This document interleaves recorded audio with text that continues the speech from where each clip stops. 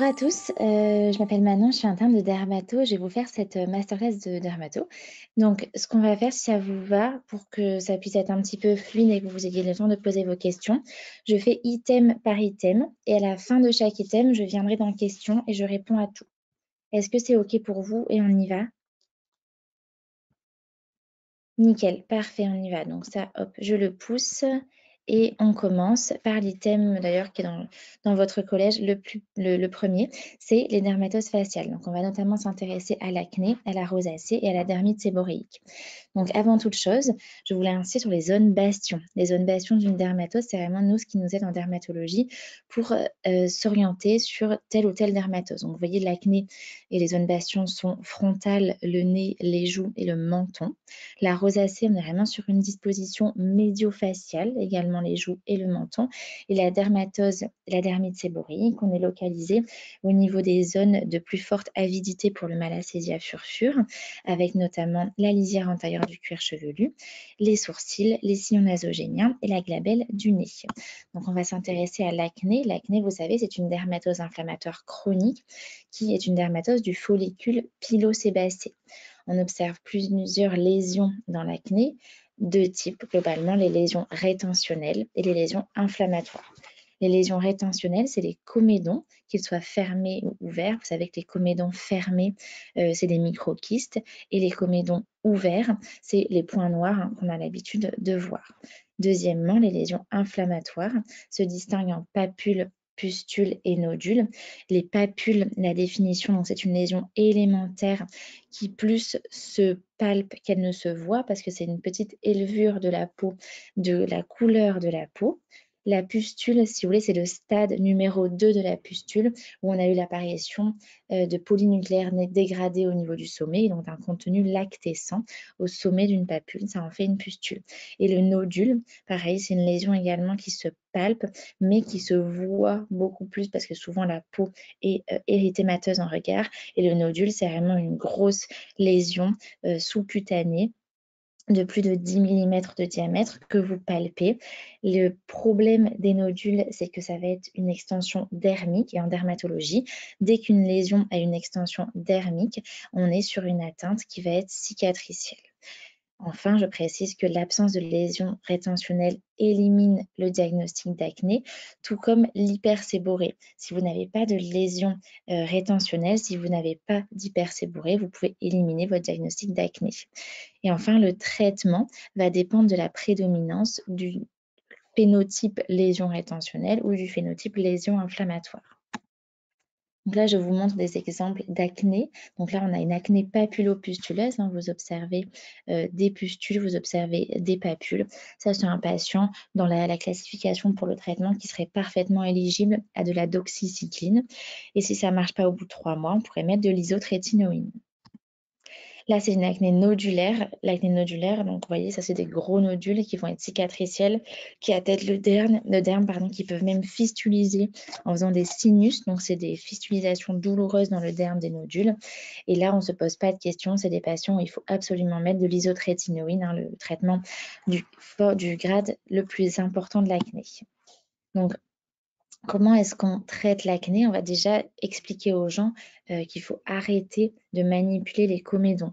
Il y a un nombre de personnes qui viennent gratouiller leurs lésions, qui pensent que ça fait du bien. Oui, effectivement, sur le moment, on a l'impression que ça fait du bien, mais en fait, ça va venir épaissir la peau et faire un rebond de comédogénèse. Ça s'apparente en fait à l'exposition solaire. L'exposition solaire, elle va venir faire une accalmie de l'acné. Donc en été, les gens qui ont de l'acné, ils sont super contents. Malheureusement, le soleil va venir épaissir la peau et en fait va venir masquer les lésions rétentionnelles mais qui sont toujours là. Et quand on a l'amincissement de la peau parce qu'il n'y a plus l'exposition solaire, donc typiquement automne-hiver, et ben, cette amélioration estivale sera suivie d'un rebond automnal. Et nous, on a l'habitude de voir tous les patients qui consultent pour de l'acné à l'automne. Enfin, il faut bien dire aux gens de ne pas avoir de lavage irritatif, de ne pas venir frotter sa peau comme si ça allait faire partir les lésions, ça ne marche pas. Pas d'antiseptique, bien sûr, il ne faut pas venir irriter encore plus la peau. Les patients demandent très souvent s'il y a un régime alimentaire particulier. Votre collège dit encore qu'il n'y a pas de régime alimentaire particulier. Retenez bien ça pour le CN, mais pour la suite de votre pratique, sachez qu'il y a de plus en plus d'études qui montrent que les sucres rapides et que des voies pro-inflammatoires avec certains aliments viennent majorer la comédogénèse. Notamment, c'est l'IL-1 qui serait particulièrement impliqué. Et enfin, il faut dire aux gens qu'il faut être patient pour traiter son acné parce qu'il faut attendre 2 à 3 mois avant d'avoir un réel effet. Je vous ai remis ici les recommandations de la SFD pour l'acné. Retenez simplement du coup, si on vous montre une petite acné tranquille, vous mettez des traitements locaux. Et en cas d'échec, vous pourrez, surtout si l'acné est un petit peu plus importante, mettre des traitements par cycline. Donc la cycline, vous savez, vous mettez la doxycycline à une dose de moitié par rapport à la dose anti-infectieuse. Donc vous mettez la doxycycline 100 mg et vous rappelez bien aux patients les 2 risques de la doxycycline. Premièrement, c'est la photosensibilité. Donc dire aux gens qu'il ne faut pas aller au soleil et bien se protéger du soleil. Et deuxième effet secondaire de la doxy, c'est le risque d'œsophagite. Donc, il faut bien dire aux gens qu'il faut prendre le traitement à jeun le matin avec un grand verre d'eau et ne pas se recoucher dans l'heure suivant la prise. En cas d'acné plus sévère, on peut mettre de l'isotrétinoïne péros. Donc, vous savez que l'isotrétinoïne péros, c'est notre traitement préféré parce que c'est le seul traitement qui peut induire une guérison. C'est un inhibiteur de la sécrétion sébacée. Lui, il n'est pas hormonal, donc c'est pas comme une pilule. Il agit à la fois sur la composante rétentionnelle, qui je le rappelle, c'est les comédons ouverts ou fermés, donc c'est les micro-kystes, les points noirs, mais il agit également sur la composante inflammatoire, qui sont, je le rappelle aussi dans l'acné, les papules, les pustules, les nodules. La dose, vous vous en fichez, mais il faut simplement savoir qu'on a une dose totale cumulée qu'il faut qu'on calcule à chaque consultation pour être sûr de ne pas la dépasser. Les effets secondaires de l'isotrétinoïne, c'est hyper important à savoir. Premièrement, c'est le risque tératogène. Donc, il faut, chez les femmes, au-delà du fait que vous leur expliquiez, il faut que vous leur fassiez signer un protocole de soins en disant qu'elles ont bien vu. Il y a même des images sur le protocole de soins avec des bébés qui ont des macrocéphalies pour vraiment que ça soit bien clair qu'il ne faut absolument pas tomber enceinte sous ce traitement.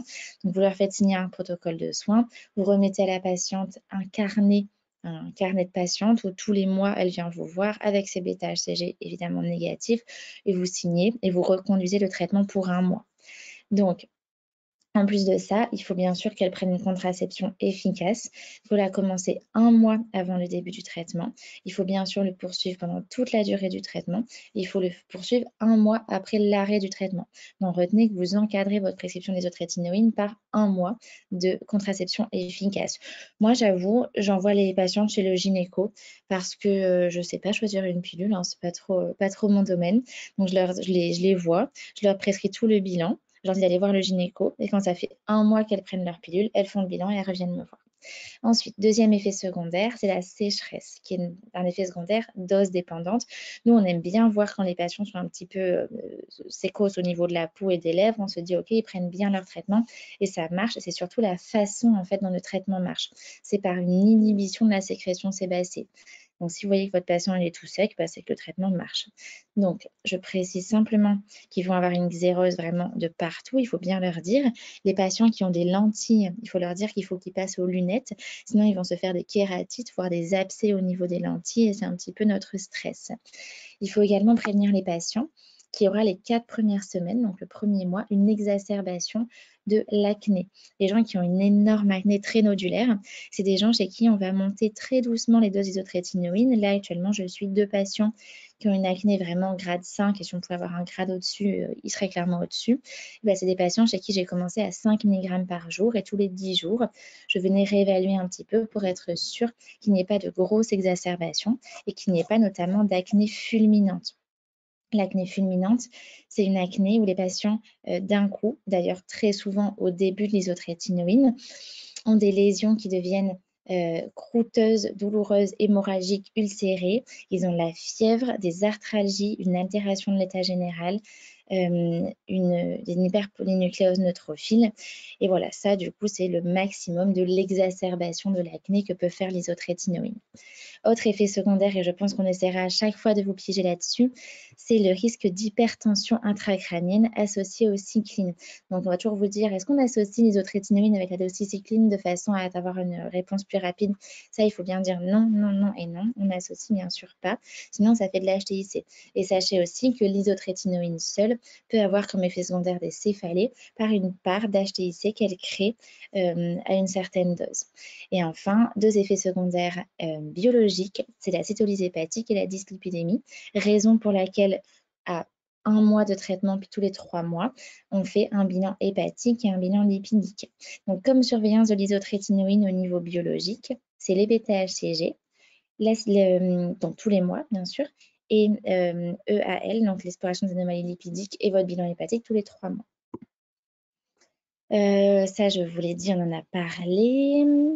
Donc voilà pour l'acné. Je viens sur le chat pour voir si vous avez des questions. Où est-ce que c'est? C'est là. Ok. Est-ce que vous avez des petites questions déjà pour cette petite partie acné?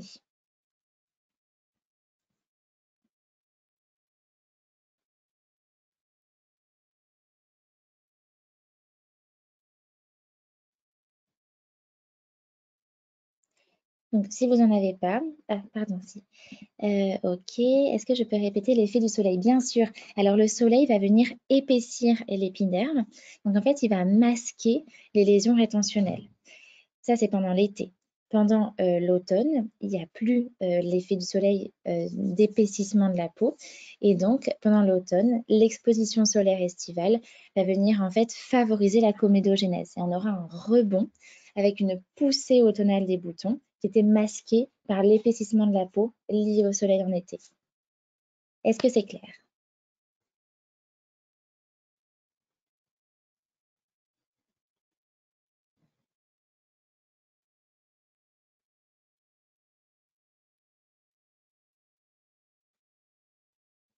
Si tout est OK pour vous pour l'acné, je vous propose de passer à la rosacée. Bien sûr, si vous avez des questions qui vous viennent, vous n'hésitez pas. La rosacée. La rosacée, donc toujours dans ce chapitre de dermatose faciale, la rosacée, elle ne touche pas les mêmes personnes que l'acné. Déjà, pour vous orienter, quand vous êtes devant une dermatose faciale, si vous dites est-ce que c'est de l'acné ou de la rosacée, posez-vous la question de la personne atteinte. La rosacée, elle va atteindre des sujets qui sont plus âgés que l'acné. L'acné, ça commence à 18 ans environ. Et encore, en pédiatrie, on voit les enfants qui ont déjà de l'acné.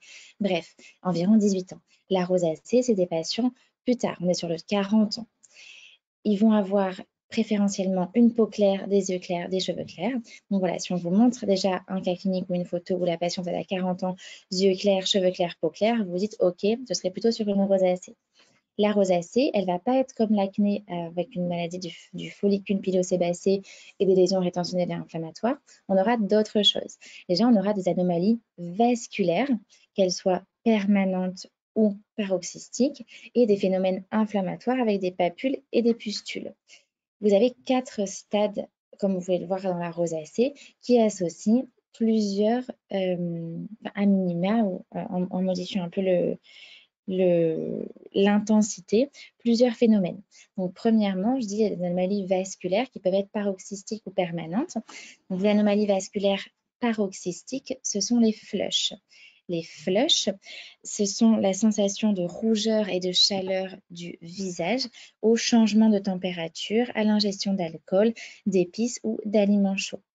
Deuxièmement, vous avez les phénomènes vasculaires permanents qui sont l'érythème et la télangiectasie. C'est ce qu'on voit ici. C'est des petits vaisseaux apparents au niveau des joues, ce qu'on appelle la couperose.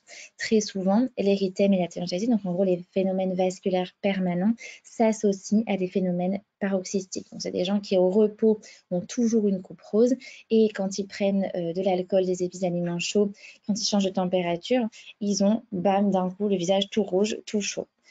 Troisièmement, vous avez les phénomènes inflammatoires avec vraiment la caractéristique la plus classique de la rosacée, c'est la forme papulopustuleuse.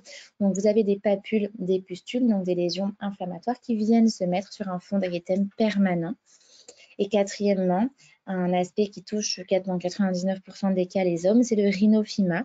Vous voyez les orifices folliculaires du nez qui sont dilatés et qui vont venir s'épaissir progressivement jusqu'à former un aspect semblable à une trogne. La rosacée, en plus de ces atteintes cutanées, s'associe à des atteintes oculaires dans 30% des cas, et encore plus chez l'enfant. Hein. Chez l'enfant, on est vers du 50-60% des cas.